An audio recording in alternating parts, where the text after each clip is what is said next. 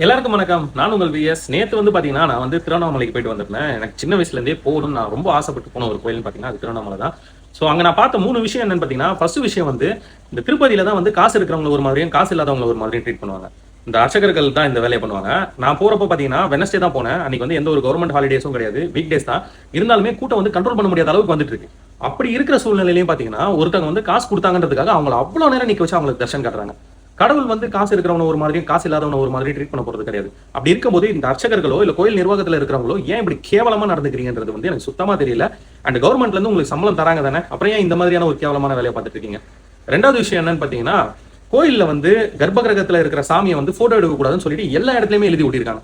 சில அறிவு கெட்ட முட்டாளுங்க பாத்தீங்கன்னா அங்க போய் போட்டோ எடுக்கிறேன் வீடியோ எடுக்கிறேன். சாமியை வந்து கண்குளிர பாருங்க. உங்களோட வேண்டுதல் நீங்க வைக்கும் போது சாமியை கண்குளிர பார்த்து வேண்டுதல் வைக்கணும்னு நீங்க அதை விட்டுட்டு வீடியோ எடுக்கிறது போட்டோ எடுக்கிறது நீங்க கோயிலுக்கு வெளியே வந்து எடுங்க. இல்ல கர்ப்ப கிரகத்துல எடுக்காம வெளியே கோயிலுக்கு வெளியே இருக்கிற இடங்கள்ல எடுத்துக்கோங்க. சோ அந்த ஒரு அறிவு கிட்டத்தனத்தை நிறைய பேர் நேற்று பண்ணிட்டு அவங்களோட போன் பிடிங்கி வச்சிட்டு இருந்தாங்க. அந்த ஒரு விஷயத்தையும் பார்த்தேன். மூணாவது விஷயம் என்னன்னு பாத்தீங்கன்னா, எனக்கு வந்து ரொம்பவே பர்சனலா கடவுள் நம்பிக்கை ரொம்பவே அதிகம்.